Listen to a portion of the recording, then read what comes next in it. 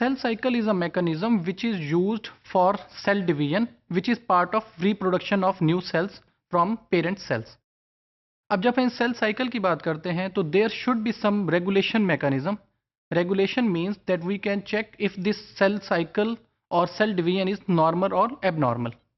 For that purpose, we need several components and different phase markers. These phase markers basically help us to identify current phases or situation of the cell division. For that purpose, there are several traditional techniques available, such as DNA staining, lysis, fixation, etc., which help us to identify different phases of given cell cycle. But the problem is that these traditional techniques usually do not work on real-time analysis of cell cycles. For real-time analysis and for cell cycling monitoring type things, we need new techniques, such as one technique is fluorescent-based cell cycle phase markers. For that term, I will be using the word FCC-M. So those basically phase markers, they are useful for telling us where the current phase of the cell cycle is. For that purpose, there are several different techniques available, which are shown in this slide. So I have divided these techniques with the help of three things. What are those things? Number one, this column represent technique name, कि कौन सी वो technique है phase marking की जो हमें बताएगी कि अब हम क्या चीज मेजर कर रहे हैं या क्या चीज what we want to know about the cell cycle और cell. Then how that information is gathered, कि कौन सा इंस्ट्रूमेंट हम यूज करेंगे for that particular phase marker, and then what is the purpose or usefulness of that particular technique. So first one is this cell biomass. Cell biomass, as the name suggests, biomass क्या होता है? Biomass basically एक technique है जो किसी biological equipment की या biological डाटे की मैस को मेजर करने में हेल्प करती है. तो सिमिलरली सेल बायोमास क्या करेगा कि जो सेल के डिफरेंट पार्ट्स हैं उनको मेजर करने में हेल्प आउट करेगा. For that purpose we need this plate reader.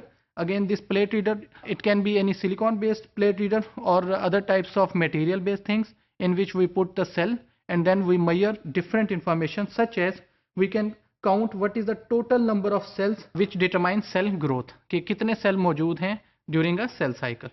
Then we have this second part, which is cell cycle phase markers, which are based on this flow cytometry. Instrument wise, if I say that which one is the most important instrument for measuring cell cycle phase marker, it would be flow cytometry, which is used in most of the techniques.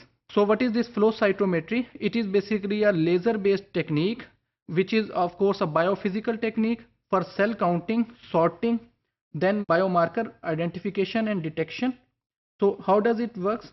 It is based on protein engineering by suspending cells in a stream of fluid and passing them from electronic detection apparatus. So there are two major parts.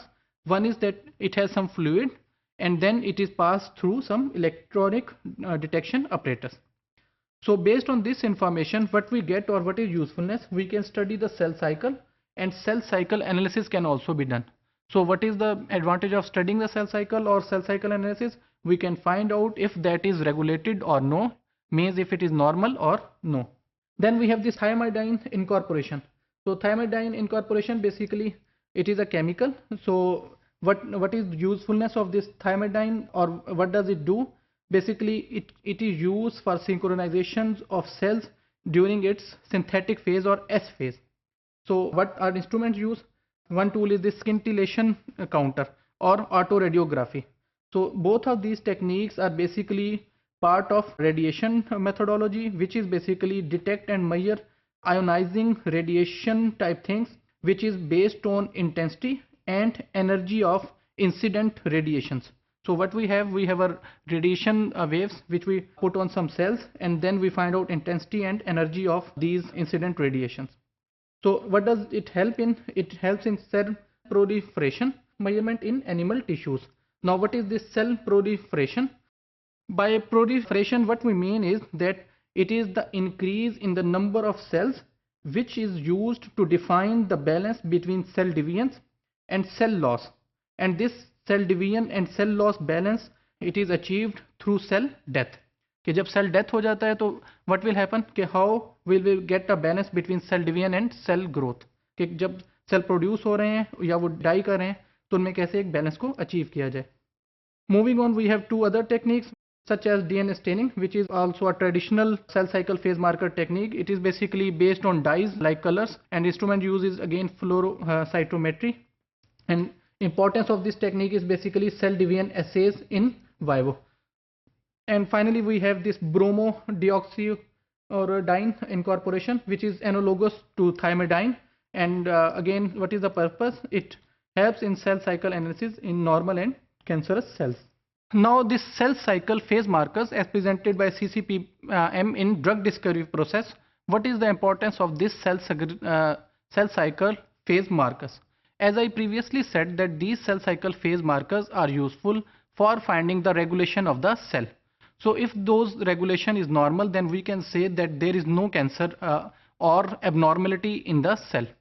For that purpose, they can be used for screening of drug molecules, different drug molecules, which can be used for target discovery or which can be used for candidate drugs molecules. Then they can help in finding or testing the activity of different drugs and then finding out the best drug among the different candidate drug molecules. And finally, investigating other cellular processes can be done using this cell cycle phase markers. So what is basically the idea? This cell cycle phase markers, basically they are applied in transgenic animals so that they can be performed before applying them to the human beings.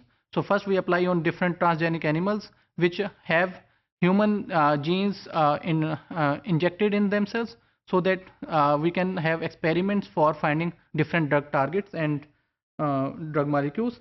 Then, for example, one common example is about mutant mouse model, which help us to identify or to study different degenerative diseases in vivo setting in our laboratory settings.